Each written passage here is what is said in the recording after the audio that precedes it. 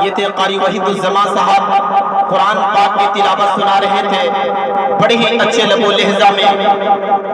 محسوس ہو رہا تھا کہ مدینے کی وادی میں ہم تمام کو تفریح کرا رہے ہیں، جنت کے دریچے میں ہمیں گھما رہے ہیں۔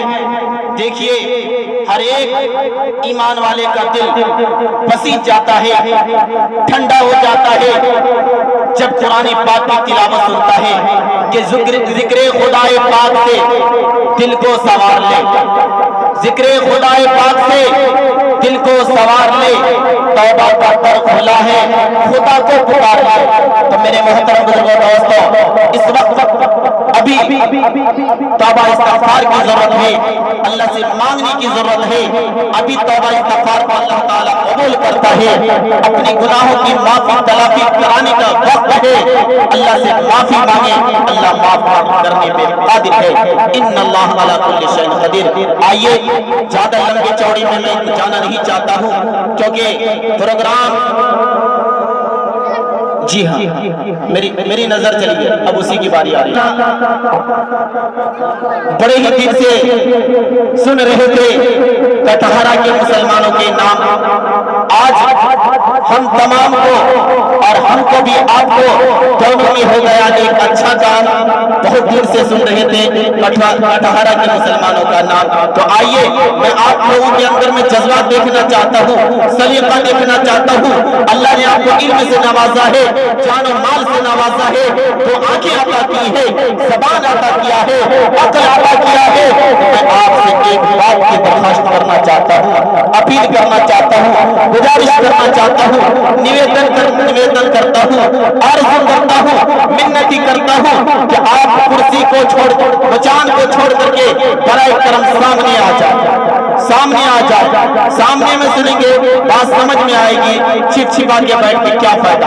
حقیقت میں جانتا ہوں آپ لوگ ہم سے بیٹھ میں زیادہ ہوں گے، مال و شربت میں زیادہ ہوں گے، شہرت میں زیادہ ہوں گے، طاقت میں زیادہ ہوں گے، علم میں بھی زیادہ ہوں گے۔ اس لیے میں ادب کے ساتھ کہوں گا کہ آپ لوگ سامنے آ جائیں۔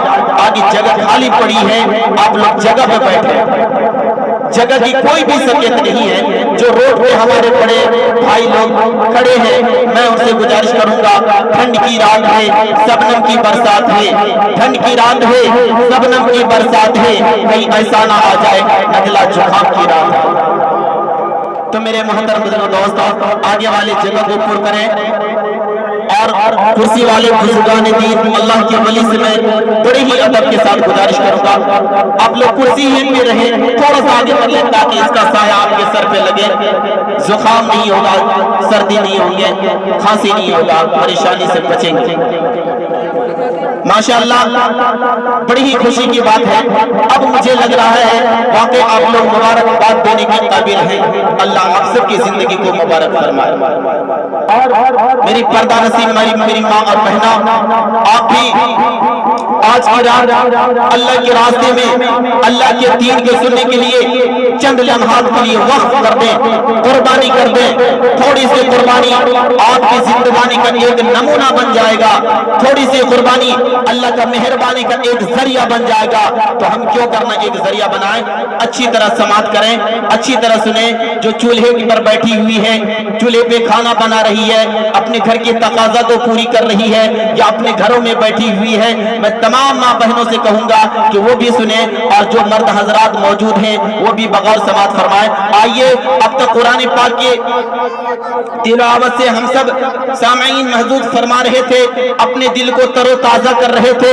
اب دیکھیے جب اللہ آپ نے کے بعد اگر کسی کا درجہ عطا کیا ہے تو ایسے نبی جو آخر الزمان خاتم المرسلین احمد مجتبی محمد عربی صلی اللہ علیہ وسلم کی ذات گرامی ہے، ان کے نام پہ نذرانہ عقیدت پیش کرنے کے لیے ایسے شاعر اسلام کو میں دعوت سخن دینا چاہتا ہوں کہ قاری اعظم صاحب کو کہ بہار میں آؤ، قاری اعظم بہار میں آؤ تو کوئی بات بنے، بہار میں آؤ تو کوئی بات بنے، کلی کلی کو کھلاؤ تو کوئی بات بنے۔ بہت جو ناز کرتے ہو اپنے لہجے پہ نبی کی نعت سناؤ تو کوئی بات بنے۔ قاری اعظم سلم